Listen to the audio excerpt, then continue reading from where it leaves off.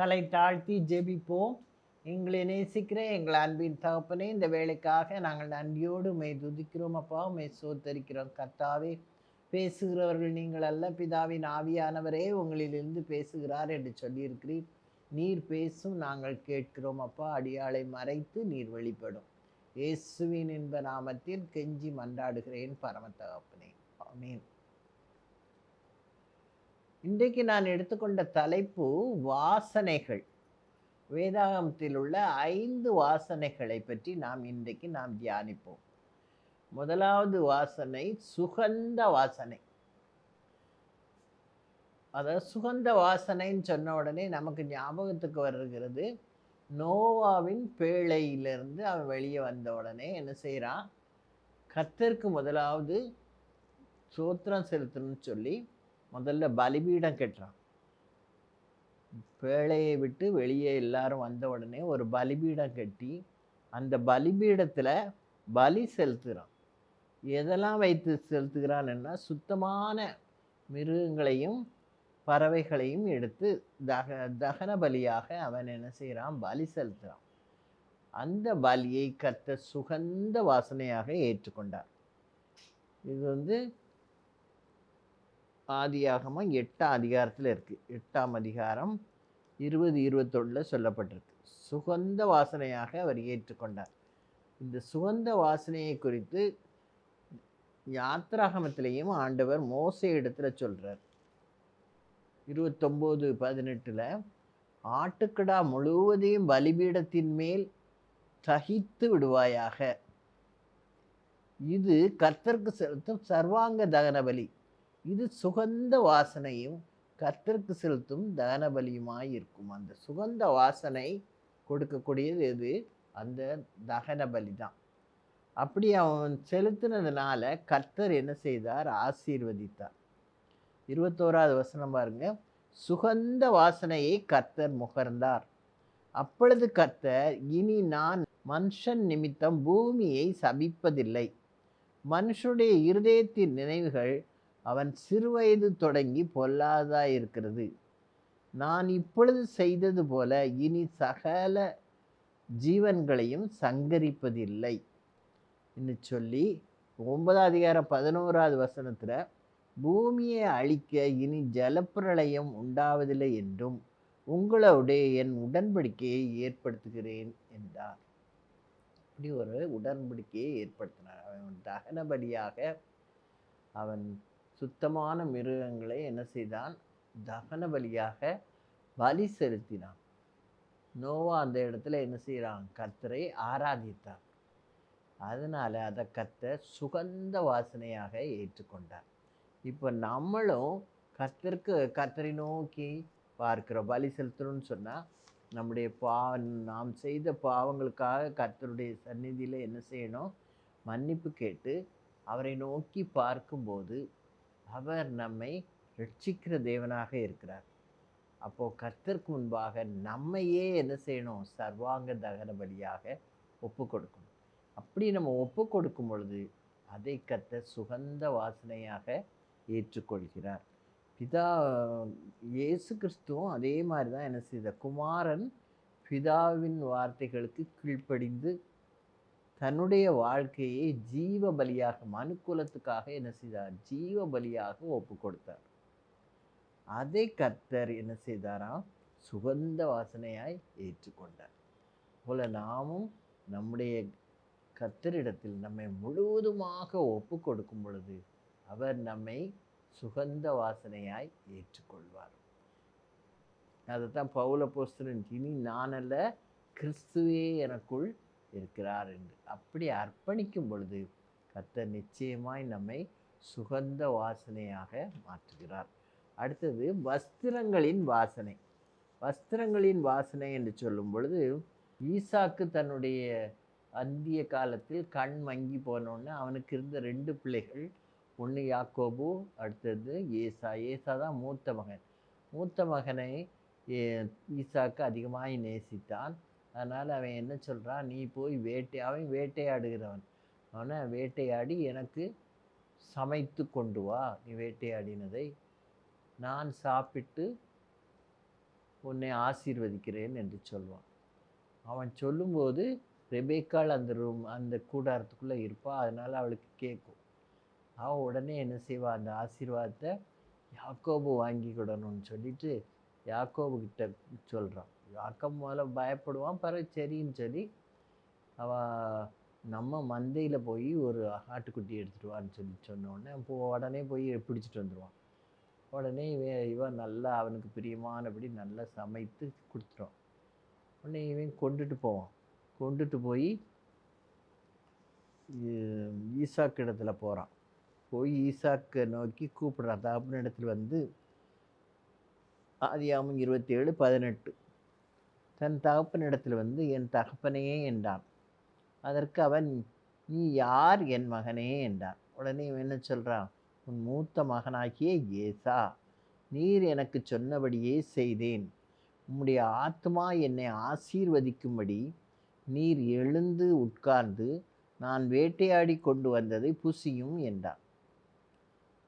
உடனே இவன் என்ன செய்கிறான், அவனுக்கு ஒரே ஆச்சரியமாக போயிடுது, இவ்வளோ சீக்கிரமாக எப்படி கிடைக்கும்ன்று. அதுக்கப்புறம் ஈசாக்கு யாக்கோபை நோக்கி, என் மகனே, நீ என் குமாரனாகிய ஏசாதானோ என்று நான் உன்னை தடவி பார்க்கும்படி கிட்ட வா என்றான். யாக்கோபு தன் தகப்பனாகிய ஈசாக்கண்டை கிட்ட போனான். உடனே அவன் என்ன செய்கிறான், தடவி பார்க்குறான். எப்படி அனுப்பியிருக்கான்னா, ஏசாவுக்கு உடல் முழுதும் ரோமம் உண்டு, யாக்கோபுக்கு கிடையாது. அதனால் ஆட்டுத்தோலை கையில் கழுத்துலலாம் நல்லா போட்டு விட்டுருவான். அதனால் அவன் தடவி பார்க்கும்போது அதில் ரோமம் இருக்குது. உடனே அவன் தடவி பார்த்து அவன் என்ன சொல்கிறான் பாருங்க, 22ஆம் வசனம். யாக்கோபு தன் தகப்பனாகிய ஈசாக்கண்டை கிட்ட போனான். அவன் இவனை தடவி பார்த்து, சத்தம் யாக்கோபின் சத்தம், கைகளோ ஏசாவின் கை என்று சொல்லி அவன் கையை நல்லா தடவி பார்க்குறான். பார்த்து இவனுக்கு ரோமம் இருக்கிறனால இவன் ஏசாதான்னு நினச்சிட்டு சரி நீ கொண்டு வந்திருக்கத நான் புசிக்கிறேன், அதற்கு முன்பாக நீ என்ன செய், முத்தம் செய்யின்னு சொல்கிறான். உடனே 26ஆவது வசனம். அப்பொழுது அவன் தகப்பனாகி ஈசாக்கு அவனை நோக்கி, என் மகனே, நீ கிட்ட வந்து என்னை முத்தம் செய் என்றான். அவன் கிட்ட போய் முத்தம் செய்தான். இவன் என்ன உடை போட்டிருக்கான்னா, யாக்கோபு ஏசாவுடைய உடையை தான் போட்டுட்டு போயிருக்கான். அதனால் அந்த வஸ்திரத்தின் வாசனையை மோந்து, இதோ என் குமாரனுடைய வாசனை கர்த்தர் ஆசீர்வதித்த வயல்வெளியின் வாசனை போல் இருக்கிறது அப்படின்னு சொல்லி அவனை என்ன செஞ்சிட்டான், ஆசீர்வதித்துட்டான். யாக்கோபை ஏசாவுக்கு கொடுக்க வேண்டிய ஏசாவை ஆசீர்வதிக்க வேண்டியதை யாக்கோபு அந்த ஆசீர்வாதத்தை பெற்றுக்கொண்டு அப்பா சாப்பிட்டு எல்லாம் முடித்து அவருக்கு திராட்சை ரசம் எல்லாம் கொடுத்து அவர் சமூகத்தை விட்டு அவன் போயிடுவான். அப்போ அவன் வஸ்திரத்தின் வாசனை, அவன் 2 காரியம் செய்கிறான். முதல்ல அவனை தடவி பார்க்குறான். சத்தம் வித்தியாசமாக இருக்குது, சத்தம் ஏசா சத்தம் மாதிரி இல்லையென்று வித்தியாசமாக இருக்குது.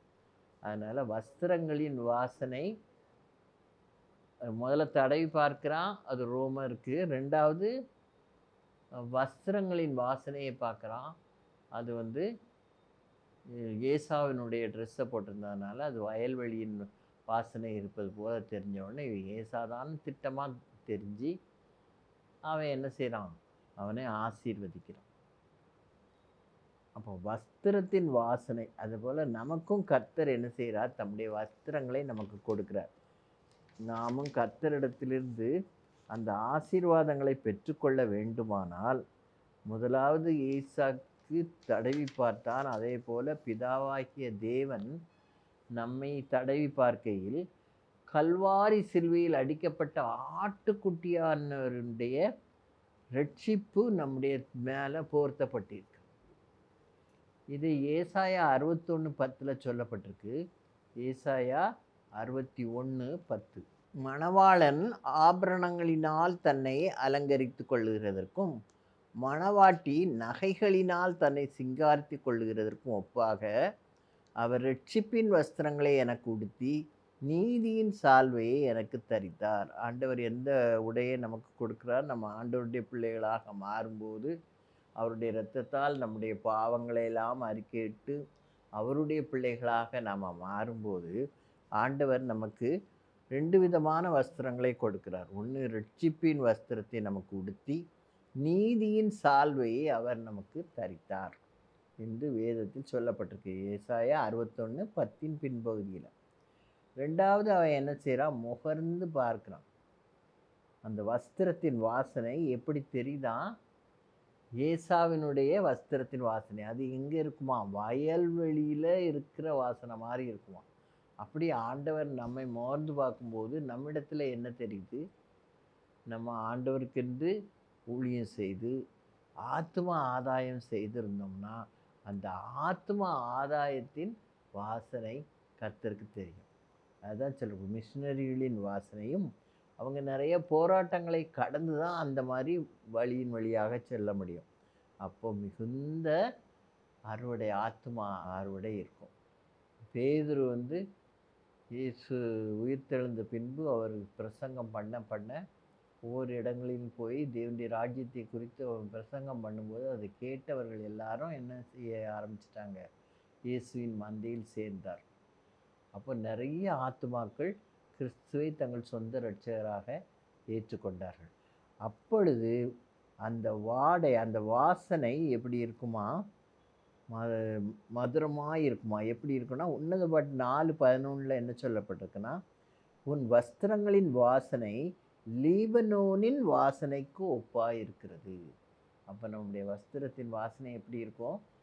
லீபனோனின் வாசனைக்கு ஒப்பாக இருக்கிறது என்று தேவன் சொல்கிறார். அப்போ நம்ம ஃபஸ்ட்டில் அவர் நம்மளை தடவி பார்க்கும்போது நம்ம ஆண்டவருடைய இரத்தத்தால் கழுவப்பட்டு அவருடைய ஆட்டுத்தோலை நம்ம சரீரத்தில் அவர் ஆண்டவர் போர்த்தி விடுறார். அப்படி நம்ம போர்த்துறார். ரெண்டாவது, அவர் நம்மை கிட்ட வர செய்து நமக்கு முத்தம் கொடுக்குறார். அப்படி அவர் கொடுக்கும்போது நம்முடைய வஸ்திரங்களை முகர்ந்து கொள்கிறார். அப்படி முகர்ந்து கொள்ளும்போது அது எப்படிப்பட்ட வஸ்திரமாக இருக்குது? பாடுகள். இவர்கள் வெள்ளை வஸ்திரம் தரித்திருக்கிறார்களே, இவர்கள் யார் என்று கேட்கும்போது அவர் சத்தம் கேட்குது அவனுக்கு. யார் இவர்கள்?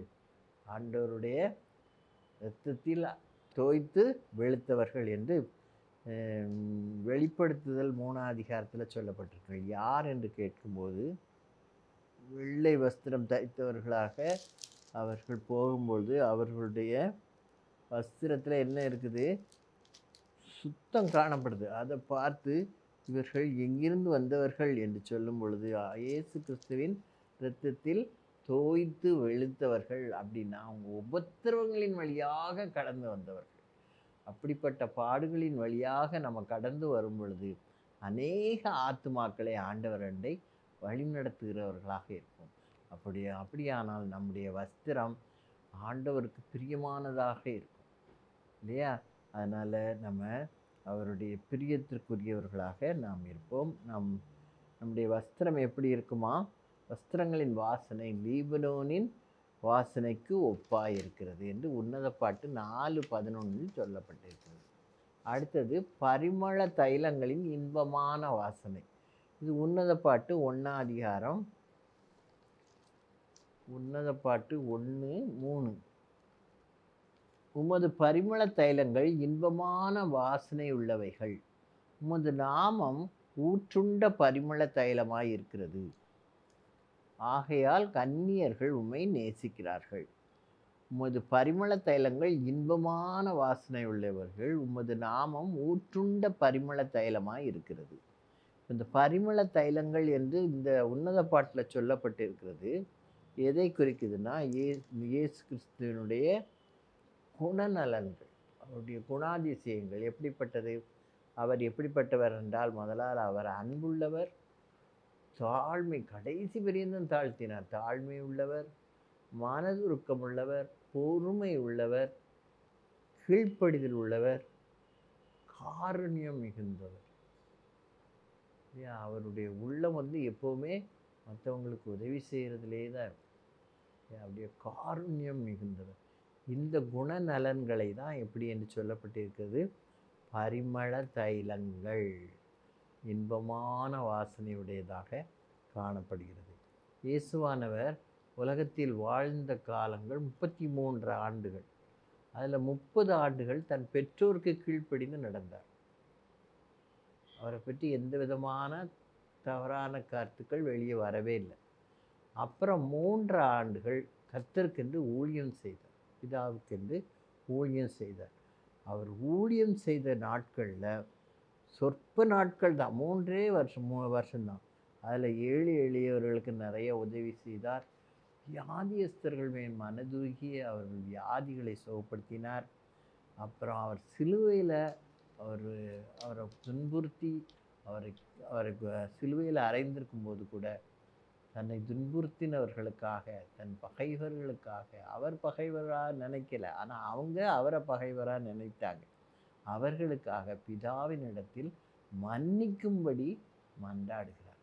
ஒரு மன்னிப்பின் சுவாபம் உடையவர். நாமும் ஒருவரை ஒருவர் மன்னிக்க வேண்டும். இதெல்லாம் பரிமள தைலங்களின் இன்பமான வாசனை. அது நமக்குள்ளேயும் வர வேண்டும். ஏன்னா அதற்காகத்தான் ஆண்டவர் என்ன செய்தார்? சிலுவையிலே தங்கி நமக்காக இரத்தம் சிந்தினார். அந்த இரத்தத்தினால் நாம் அவருடைய சுவாபங்களை நாம் பெற்றுக்கொள்கிறோம். அவருடைய பிள்ளைகள் என்று சொல்லும் பொழுது நமக்குள்ளேயும் அந்த சுவாபங்கள் காணப்பட வேண்டும். இப்போ பரிமள வாசனைன்னு சொல்லும் பொழுது இது எல்லா சுவிசேஷத்திலையும் சொல்லப்பட்டிருக்கிறது. மார்க் 14ஆம் அதிகாரம் 3ஆம் வசனத்திலிருந்து நம்ம பார்க்கும்போது, மரியாள் என்னும் ஸ்திரீ அவள் ஆண்டவரை அந்த அளவுக்கு நேசிக்கிறாள். அதனால் அவள் என்ன செய்கிறா? ஆண்டவருக்கு ஒரு பரிமள தைலத்தை கொண்டு வந்து அவர் எங்கே இருக்காருன்னு பார்க்குறான். அவர் குஷ்டரோகி சுகமாகி இருக்கிறான். அவன் வீட்டில் விருந்து வச்சுருக்கான். அந்த இடத்துக்கு இயேசுவை கூப்பிட்ருக்காங்க. இயேசு அங்கே போயிருக்கார். அப்போது அந்த சீமோன் வீட்டிலே போஜன பந்தி இருக்கையில் இவன் என்ன செய்கிறா? ஒரு ஸ்திரீன்னு கொடுத்துருக்கு. யோவானில் மரியாள்னு கொடுத்துருக்கு. ஒரு ஸ்திரீ விலையேற பெற்ற நளதம் என்னும் உத்தம தைலமுள்ள வெள்ளைக்கல் பரணி. பரணின்னா பாட்டில். அது எப்படிப்பட்டதான்? விலையேற பெற்றதான். 2வது உத்தம தைலம். உத்தம தைலம்னா நல்ல வாசனை உள்ள சுத்தமான தைலம். அதை வெள்ளைக்கல் பரணியில் கொண்டு வரா. அது பார்க்குறதுக்கு ரொம்ப அழகாக இருக்குது. ஆனால் அது என்ன செய்யப்படுது? அதை உடைக்கிறா. உடைச்சி அவருடைய பாதத்தில் ஊற்றி அவருடைய சிரசுலையும் ஊற்றின உடனே அந்த இடம் முழுசும் அந்த தைலம் என்ன செஞ்சுட்டு? தைலத்தின் வாசனை பரவிற்று. இந்த பரிமள தைலத்தினுடைய வாசனை இந்த வீடு முழுசும் பரவிற்று. இதை பார்த்த எல்லாரும், இது எதுக்கு வேஸ்ட்டாக? இது ஒரு 300 பணத்துக்கு மேலே ஆகுமே, இதை விற்று தரித்திரருக்கு கொடுத்தாலும் பரவாயில்லையேன்னு சொல்லும்போது ஆண்டவர் அவங்கக்கிட்ட சொல்கிறார், நீங்கள் அவளை தொந்தரவு பண்ணாதீங்க, அவளை விட்டுருங்க. அவள் தன்னால் இயன்றதை செய்தாள். அவளுக்கு என்ன செய்ய முடியுமோ அதை எனக்கு செய்கிறா. ஏன்னா அந்த அளவுக்கு அவள் என் மீது என்ன செய்திருக்கா? அன்பு கூர்ந்தாளே என்று ஆண்டவர் அவளை குறித்து சாட்சி சொல்லுகிறார். அந்த பரிமள தைலம் என்று பார்க்கும்போது முதலாவது அது பார்ப்பதற்கு அழகாக இருந்தது இல்லையா? நம்ம கர்த்தருடைய பிள்ளைகளாகும்போது நம்மிடத்திலையும் அந்த சுவாபங்கள் காணப்பட வேண்டும். அப்போ நம்ம எப்படி இருப்போம்? இன்பமான வாசனையை கொடுக்கிறவர்களாக இருப்போம். 2வது, இயேசு கிறிஸ்து எப்படி சிலுவையில் நமக்காக இரத்தத்தை சிந்தி அவர் உடைக்கப்பட்டாரோ அதுபோல் நாமும் உடைக்கப்பட்ட அந்த வெள்ளைக்கல் பரணி உடைக்கப்படும் பொழுது அது எல்லா இடத்துக்கும் வாசனை பரவியது போல் இந்த ரட்சிப்பை ஆண்டவர் எல்லா மனுக்குலத்துக்கும் எல்லாருக்கும் அவர் கொடுத்தார். அதனால் வான பூமியில் உள்ள எல்லாரும் ஆண்டவருடைய ரட்சிப்பை பெற்றுக்கொள்ளலாம். தங்களுடைய பாவங்களை ஆண்டவருடைய பாதத்தில் அறிக்கையிட்டு அவரிடத்தில் மன்னிப்பு கேட்கும்போது கர்த்தர் நிச்சயமாய் நம்மை மன்னித்து நமக்கு என்ன செய்கிறார்? அவர் மீட்பை கொடுக்கிறார். அப்போது அவருக்கு சொல்கிறார், பிலிப்பியர் 2ஆம் அதிகாரம் 9-11 அவருக்கு எப்படிப்பட்ட கிருபை கிடைக்கிறதுன்னு பாருங்கள். தேவன் எல்லாவற்றிற்கும் மேலாக அவரை உயர்த்தி இயேசுவின் நாமத்தில் வானோர் பூதலத்தோர் பூமியின் கீழானவருடைய முழங்கால் யாவும் முடங்கும்படியும் இயேசு கிறிஸ்து கர்த்தரென்று நாவுகள் யாவும் அறிக்கை பண்ணும்படிக்கும் எல்லா நாமத்திற்கும் மேலான நாமத்தை அவருக்கு தந்தருளினார். அப்போ உடைந்த உள்ளத்தோடு கண்ணீரோடு அவருடைய பாதத்துக்கு நம்ம வரும்போது ஆண்டவர் நமக்கு என்ன செய்கிறார்? ஆசீர்வாதங்களை நமக்கு கொடுக்கிறார். அதான் அப்போ தான் நம்ம நறுமணம் வீசுகிறவர்களாக, பரிமள தைலம் எப்படி உடைக்கப்பட்டு அது எல்லா இடத்துக்கும் வாசனை கொடுக்குது. தன்னை வெறுத்தவங்க, தன்னை ஏற்றுக்கொண்டவங்க யாருக்குனாலும் அது வாசனை கொடுக்கிறதா தான் இருக்குது. நம்ம உடைக்கப்படும் பொழுது கர்த்தர் அதை வாசனையாக மாற்றி எல்லா இடத்துக்கும் பரவும்படி செய்கிறார். அடுத்தது உகந்த வாசனை. உகந்த வாசனை என்று எங்கே சொல்லப்பட்டிருக்குன்னா, ஏசாயா 11ஆம் அதிகாரம் 3ஆம் வசனம். கர்த்தருக்கு பயப்படுதல் அவருக்கு உகந்த வாசனையாக இருக்கும். உகந்ததுன்னா அவருக்கு ஏற்றது. கர்த்தருக்கு பயப்படும் பயம் நமக்கு இருக்க வேண்டும். இதே இது சாலம் ஞானி சொல்லும்போது என்னது, கர்த்தருக்கு பயப்படுதல் ஞானத்தின் ஆரம்பம். ஞானம் பரத்திலிருந்து தான் நமக்கு கிடைக்கும். அந்த ஞானம் நமக்கு வரணும்னு சொன்னால் நம்ம எப்படி இருக்கணும்? கர்த்தருக்கு பயப்படும் பயம் நம்ம உள்ளத்தில் இருக்கணும். கர்த்தர் இதை பார்க்கிறார். இப்படி கர்த்தர் நம்மை நேசிப்பார். ஆனால் நாம் அவருக்கு பிரியமானவர்களாக நாம் இருக்க வேண்டுமே, நாம் வழி விலகி செல்லக்கூடாது என்ற ஒரு உணர்வு நமக்குள்ளே கண்டிப்பாக வரணும். இப்போ யோசேப்பு பாருங்கள், அவன் கர்த்தருக்கு பயப்படும் பயம் அவனுக்கு சின்ன பிராயத்துலேருந்தே இருந்துச்சு. அதனால் எல்லா பாவத்துக்கும் என்ன செய்வான்? விலகி தான் இருந்தான். உதாரணமாக நம்ம பார்க்கும்போது போத்திபார் வீட்டில் அடிமையாக தான் போனான். கர்த்தர் அவனோடு கூட இருந்ததுனால கர்த்தர் என்ன செய்கிறார்? அவனை ஆசீர்வதிக்கிறார் இல்லையா? நம்ம பார்க்கும்போது எப்படி யோசேப்பை கர்த்தர் ஆசீர்வதிச்சார்னு சொல்லி பார்த்தீங்கன்னா, கர்த்தர் அவனோடு கூட இருந்தார். அதனால் என்ன செய்யப்பட்டான்? அவன் ஆசீர்வதிக்கப்பட்டான்னு சொல்லப்பட்டிருக்குது. யோசேப்பு கர்த்தருக்கு பிரியமானவனாக இருந்தபடியால் கர்த்தர் யோசேப்போடு கூட இருந்தார்.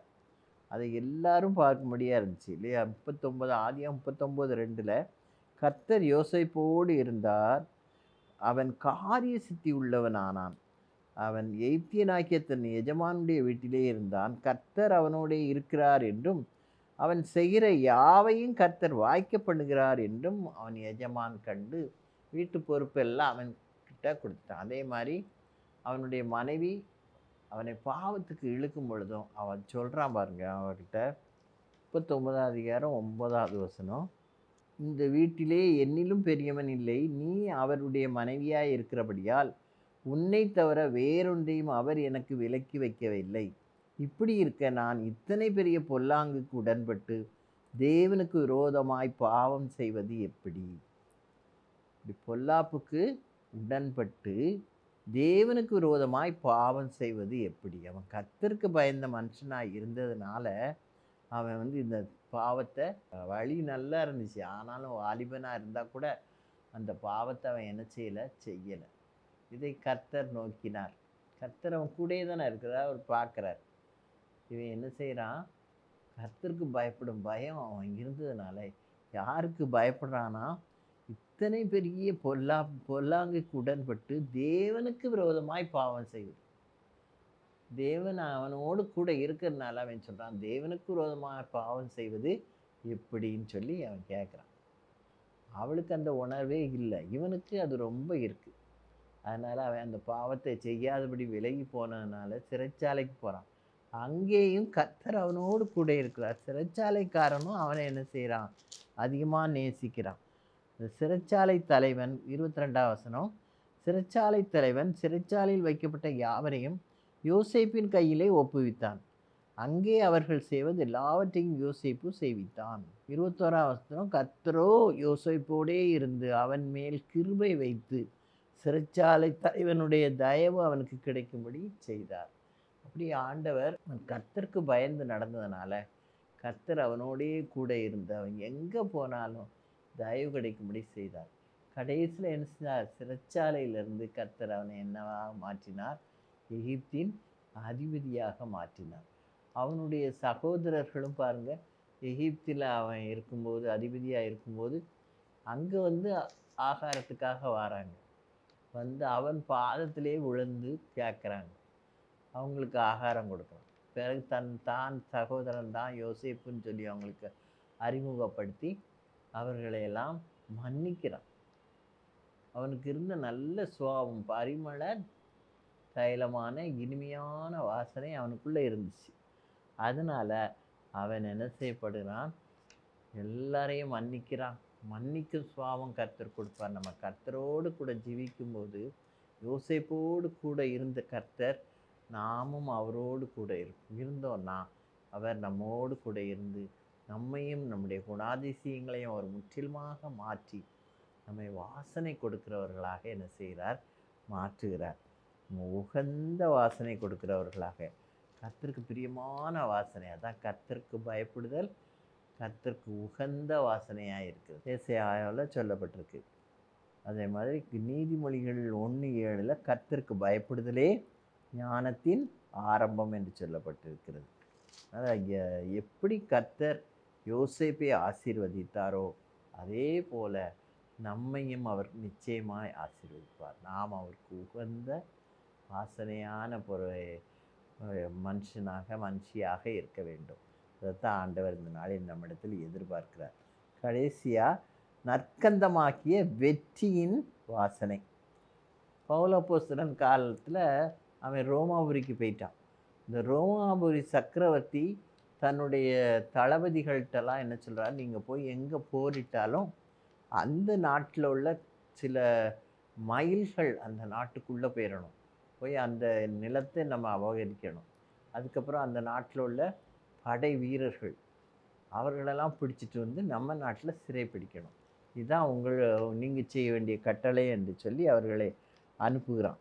அப்படி அவங்க அங்கே போய் ஜெயித்து வந்தார்களானால் அந்த அரண்மனைக்கு முன்னால் இருக்கிற மைதானத்தில் என்ன செய்வாங்களாம்? ஏராளமான நற்கந்தங்களை போட்டு நெருப்பில் போட்டு வாசனை வீசும்படி செய்து எல்லாரும் மகிழ்ச்சி ஆரவாரம் செய்வார்கள்.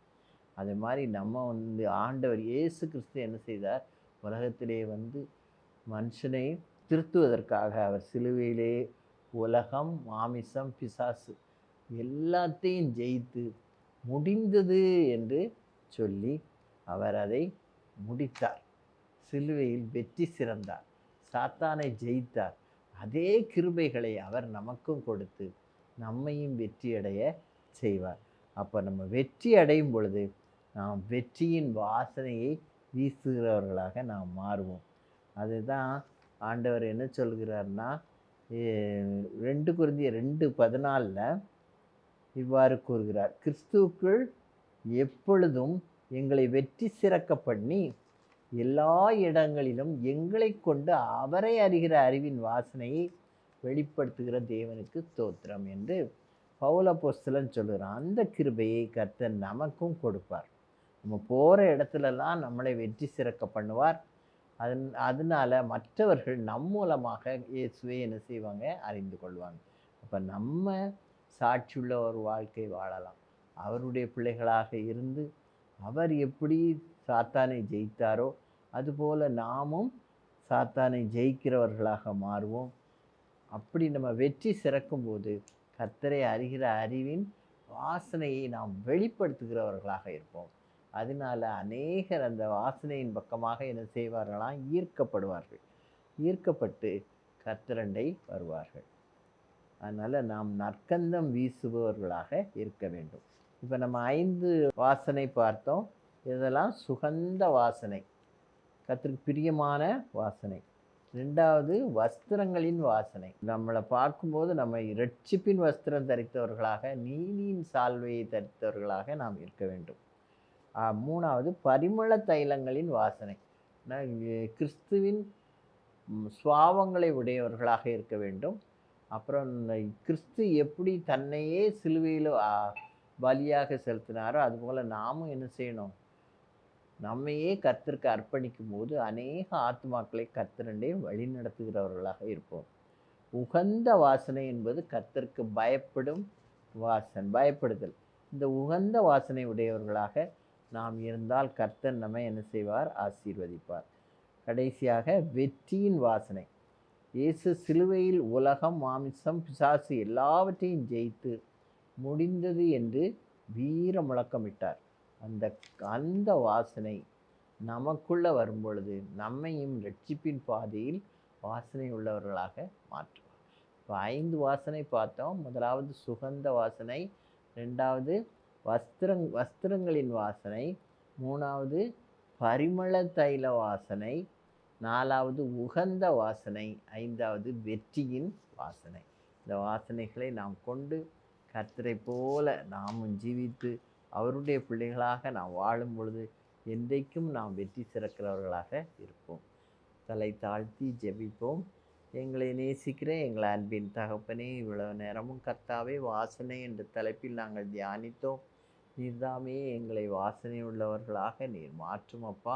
எப்படி அந்த பரிமள தைலம் அந்த குப்பியானது உடைக்கப்படும் பொழுது அது வீட்டில் உள்ள எல்லாருக்கும் வாசனை கொடுக்கிறது போல கர்த்தாவே, நாங்களும் கர்த்தாவே உமக்கு முன்பாக எங்களை தாழ்த்தி ஆண்டவரே உமக்கு நேராக நாங்கள் எங்களை அர்ப்பணிக்கும் பொழுது கர்த்தாவே, நீர் எங்களை வாசனை படுத்துகிறவர்களாக இருக்கிறீரப்பா. நாங்கள் உமக்கு பயப்படும் பயத்தோடு கர்த்தருக்கு பயந்து அவர் வழியில் நடக்கும் பொழுது நீர் எங்களை உயர்த்துகிற தேவனாய் இருக்கிறீர், ஆசீர்வதிக்கிறீர் கர்த்தாவே. அதற்காக உமக்கு நன்றி அப்பா.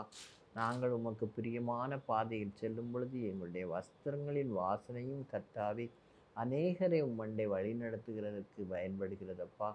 ஆண்டவரே, இவர்கள் யார் என்று கேட்கும் பொழுது உம்முடைய இரத்தத்தில் தோய்த்தவர்கள் என்று சொல்லும் பொழுது ஆண்டவரே, அவர்கள் உபத்திரவங்களின் வழியாக வந்தவர்கள், ஆனாலும் அவர்கள் இப்பொழுது குருத்தோலைகளை பிடித்து கொண்டு ஓசனா என்று சொல்லி உம்மோடு கூட இருப்பதை பார்க்கும் பொழுது எங்களுக்கும் அந்த மேலான பாக்கியங்களை கொடுமப்பா. நாங்களும் உம்முடைய பிள்ளைகளாக வாழ எங்களையும் வாசனை பொருந்தியவர்களாய் காணப்பட நீர் கிருபை செய்யும்.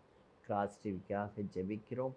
அதற்கென்று உழைக்கிறவர்கள், அதற்கென்று செய்கிறவர்கள், அதற்கென்று கொடுக்கிறவர்கள், அதை வழிநடத்துகிறவர்கள் எல்லாரையும் நீர் ஆசீர்வதியும். நீரே காத்து கொள்ளும், நீரே வழி நடத்தும். இயேசுவின் இன்ப நாமத்தில் கெஞ்சி மன்றாடுகிறோம் பரம தகப்பனே, ஆமென். இதுவரைக்கும் வாசனை என்ற தலைப்பில் தியானித்தோம். தேவன் தாமே உங்கள் ஒவ்வொருவரையும் ஆசீர்வதிப்பாராக. God bless you all.